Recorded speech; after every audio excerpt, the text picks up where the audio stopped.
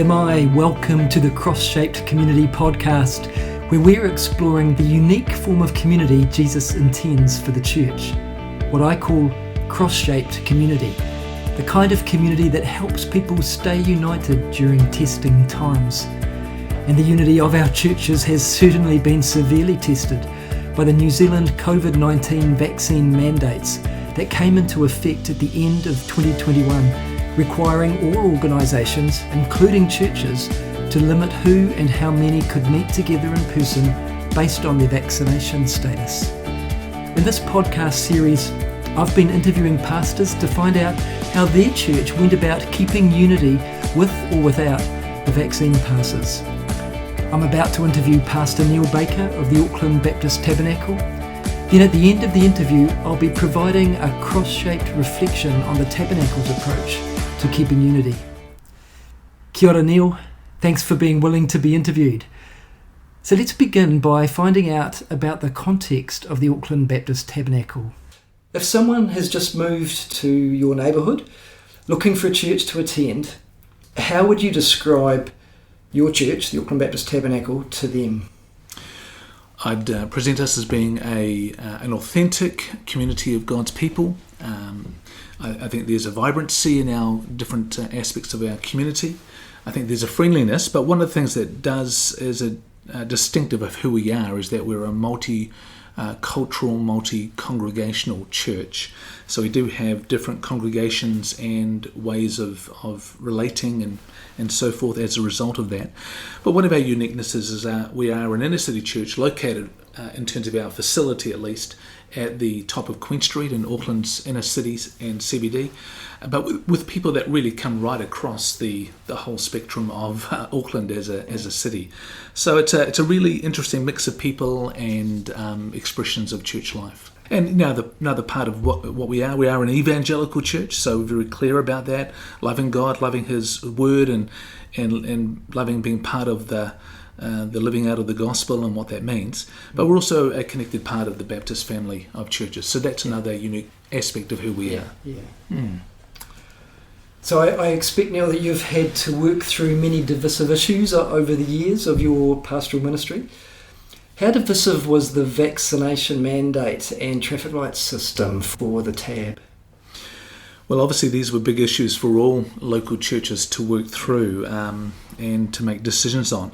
And while it was an extremely important issue to work through and something we did very carefully, I believe, in the end, it was not as a divisive issue as I thought it possibly could be, or as I know it has been in some other context. Now, that's not to say that there were not some concerns about the implications of the vaccine mandate or the following of the traffic light system on our church community, because there were. But in the end, there was an overwhelming majority of people in our community that expressed support of at least an openness for us to follow the vaccine passport system and the traffic light system. So there was a high degree of agreement, which I was very thankful for, that we were able to kind of navigate what was a pretty curly and complex issue. Yeah. So from that, the church basically decided that they would go with the vaccine mandates? Yeah, we did. But I think there are a number of factors that led us to be able to make that decision and to navigate that process. Yeah. And firstly, I just noted a couple of things. Firstly, I think Tabernacle is made up of people that I think are quite reasonable and considerate. So I think people that had been thinking and talking about, our response. We're also a church that does have a large number of our people are from internationals, migrants to New Zealand. And so there tends to be, in that community there, just from observation, a high level of responsiveness to both leadership decisions, but also to health and well-being. So following health protocols and wearing a mask or even receiving a vaccination is very accepted in a lot of Asian countries. So there wasn't a groundswell of opposition from that community in any way. I also think another factor that I think was very fortunate in our context is that all of our governance elders and all of our staff had already chosen to be vaccinated, so there was not a divisive issue in our staff or leadership team. And that is something that we're grateful for, because it certainly was. It's certainly not always been the case in every church. And I think we'd also, leading into the vaccine certificate and the traffic light system, we'd already been talking to our congregations in a proactive way to try and highlight, we'd encourage people to get the vaccination. We'd already been proactive to do that. We'd already tried to dispel some of the false ideas and conspiracy theories that were already floating around in the wider community, as well as in the wider church community. So I think, we'd already taken a proactive response to the process. So when it came time to make those decisions, I think we kind of were already down the track on some things, and I think as a result we've been able to navigate that process relatively well. I don't think there's been the huge fallout that I know has been so in other cases. Again, there were probably some individuals that were more impacted by our decision to follow the vaccine certificate and in our gathered services and the traffic light protocol. People that were probably more concerned about the impact upon non-believers, actually, rather than themselves. So it was actually vaccinated people who were a little bit more concerned about the mission of the church and didn't want to see that somehow impeded. And I think there were a few people that chose not to be vaccinated, not because they're anti-vax per se, but because of health issues.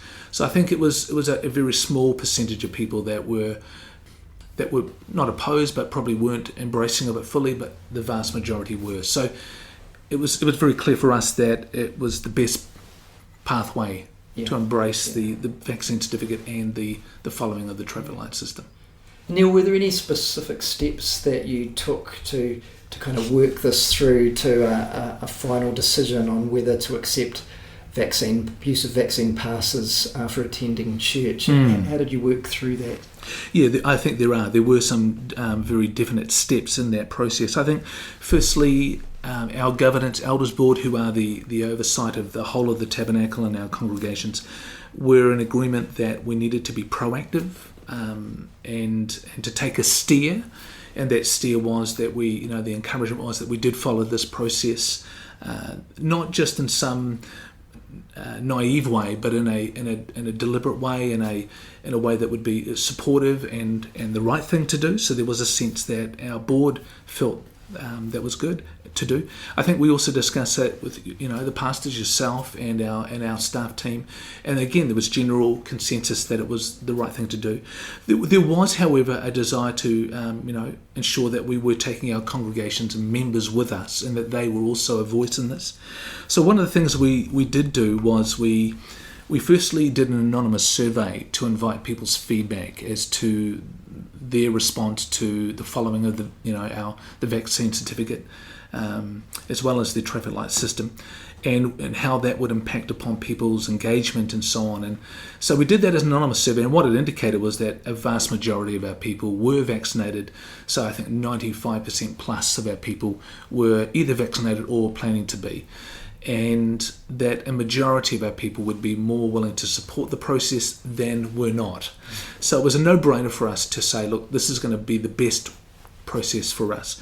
The other thing we did after that survey was to hold a public forum. It was done online because we weren't able to gather at that time, and again to invite to share the feedback from the survey and invite opportunity for Q&A. And I think that was a good process. So while we were giving a steer as to where we were going, we were still also inviting feedback. And then the last step of that was we actually took it to our church members, which was a comment from our staff team that it would be great to invite our members to affirm that. And so when we had our church meeting, which was in December in 2021, again on Zoom, because we weren't able to gather at that time because of being in the red level. Again, a vast, overwhelming majority of our members supported that decision. So I think there are a number of kind of affirmations along the way that this was the right pathway for the tabernacle to follow. And one of the things that we did at that church members meeting, and I think that was really good feedback from one of our staff, we actually brought a motion to our church members, and we took a bit more time to explain our heart and our intent for people to affirm that motion. So I'd like to read it to you because I think it does capture our heart on this matter. So this was how the motion read. With the COVID-19 protection framework now a legal requirement, the church members acknowledge the implications this will have on some members of our church whānau and wider community who have chosen not to be vaccinated. It is not our desire to see anyone adversely impacted by this government mandate, and we will be doing everything in our power to ensure we remain as one church and offering support to all who call the Tabernacle their church home. For the sake of the health and safety of our church family, and especially the vulnerable among us, our children, our seniors, and those with health issues, and for the sake of the common good, our responsibilities to the laws of New Zealand, and our witness to Christ, the members hereby affirm their support for the Tabernacle to follow the provisions of the COVID-19 protection framework. So that was the motion that we put to our members, and which was affirmed again overwhelmingly by our members. And I think I think it was a positive process to kind of guide the church through, a steer from the beginning from our leadership, from our board, and then affirmation from our members. And so I think it was well accepted overall. But I do think the process was important. And I think it's trying to make the best of what was a difficult situation. Yeah. And I realised that different churches had to navigate that one in different ways. But I think I was pleased, as I look back upon that it was the right process for us and the right outcome. But never easy, because it does have implications to the church, to individuals. But we've ultimately, end of the day, got to do what we believe is the right thing to do, not out of expedience, but out of a sense of conviction and rightness. Yeah. The other thing which I think is important to note is that, we as we've affirmed in that statement, the motion, we didn't want people to be unduly impacted by it. So we thought through, we want to make sure we encourage people to connect with us that aren't joining us in gathered services. And, it wasn't until, the orange setting that people started coming back in greater numbers. In fact, we didn't start meeting, if I recall it correctly, until about mid-December of 2021. So it was a long time when we were doing online services only. So there was still the provision to continue online services and encourage those who, one, weren't vaccinated, or secondly, weren't comfortable to meet in a gathered context, to continue to join us that way. And I think, and I think the other thing which was really positive is that I know each of our congregations considered a pastoral response. How do we connect with, how do we support all the members of our congregation, particularly those we're not seeing on a gathered context or are unable to join us because of various reasons. So I know that each congregation did different things, but there was a pastoral care response to ensure that we were reaching out, touching base with people, offering care, and I think that was a very important part of our process as well. Are there any lessons to be learned out of this, you think? Things that, help us going forward when we potentially may have to face further divisive issues, whatever that may be? Absolutely. And I think one of the lessons for me is that not everyone is going to agree on every decision. Yeah. And that's okay. I mean, unity is not uniformity. There will always be people that might have a different perspective. It's how we hold those perspectives in a faith community. Can we have, particularly around controversial issues, and while it wasn't as controversial here as it has been in other churches, it's still important that we respect that we can have different views and we can still hold those in a healthy way. So I think that's one of the great lessons that have come through that process. I do think there are a number of factors that I think I would affirm. One is I do think it's important that leadership has a place of giving a steer. I think that's important. But also, how do we engage team and staff and our key leaders as part of that collaboration? How do we invite participation like we did through the survey and the forum? I think it's about having good process. And look, you can't always determine how the outcome will be. Yeah. But I think process is actually a commitment to that and to communication. Yeah. I think are the key factors. And again, I think it's a value, inviting us to actually, it's okay to have different views, but again, how we hold those in loving, healthy relationship. That's a learning for all of us. Yeah. Well, thank you, Neil. That's been really helpful, just hearing you unpack that and explain the journey of the TAB through a very divisive issue that we've had to face along with other churches in New Zealand. So I really appreciate your time on that, Neil. You're welcome. Thank you very much.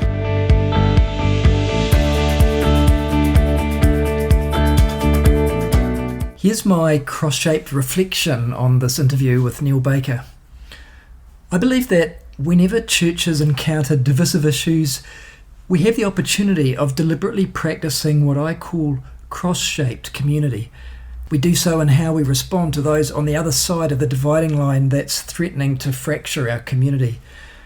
In this interview series, I've been highlighting examples of cross-shaped community and how churches have responded to the divisive vaccine mandates. So let's take a closer look at how the statement that the Auckland Baptist Tabernacle affirmed and committed to at a church meeting is an example of cross-shaped community. At the meeting, they agreed together that it is not our desire to see anyone adversely impacted by this government mandate, and we will do everything in our power to ensure we remain as one church and offering support to all who call the Tabernacle their church home. Now, a practical outworking of this statement was the provision of pastoral care for everyone in the church, regardless of their vaccination status and irrespective of whether they were attending church in person or online. When I think about their commitment to unity in testing times like this, I remember Paul's words in Philippians 2, 1-3, where he wrote, "If then there is any encouragement in Christ, any consolation from love, any sharing in the Spirit, any compassion and sympathy, make my joy complete, be of the same mind, having the same love, being in full accord and of one mind." What Paul's doing here is reframing a dispute that was going on in the Philippian church between two of their leaders that we read about almost at the very end of the letter. Paul's reframing their dispute not around the issue that was dividing them, but around the gospel that unites them. Gospel reframing, as I call it, is aligning the community upon the cross-shaped pattern of Christ's life, death, resurrection, and ascension. This is what Paul called the Philippian church to practice when he wrote, "Let each of you look not to your own interests, but to the interest of others. Let the same mind be in you that was in Christ Jesus." The Tab reframed the divisive issue of the vaccine passes to align their church around a commitment to caring for the vulnerable among them for the sake of the common good and their witness to Jesus Christ. So how do we unite with the same mindset as Christ, as Paul urged the Philippians to have? Paul unpacked how this is practiced in Philippians 2, 6-11 by retelling the gospel story. It goes like this. In an act of self-giving love, Jesus gave up his position in heaven to become a human servant. And with faithfulness and displaying power through weakness, he was obedient to the point of death on a cross. Then in the ultimate act of transformative hope, Jesus was exalted by God and given the name above all names, that Jesus Christ is Lord. Paul describes emulating these unifying Christ-like patterns as working out our salvation with fear and trembling, for it is God who is at work in you, enabling you to will and to act for his good pleasure. So as difficult as it often is to practice cross-shaped community, it's worth the effort, because Paul describes those who display this unique form of community as shining like stars in the world. In other words, cross-shaped community brightens our witness in the world. In this interview with Neil Baker, we've seen an example of a church reframing the divisive issue of vaccine passes upon Christ and upon aligning their community to caring for each other. I see this as an example of cross-shaped community during testing times. Thanks for listening to this episode of Cross-Shaped Community. May the Holy Spirit help us all to practice cross-shaped community with one another so that we may shine like stars in the world.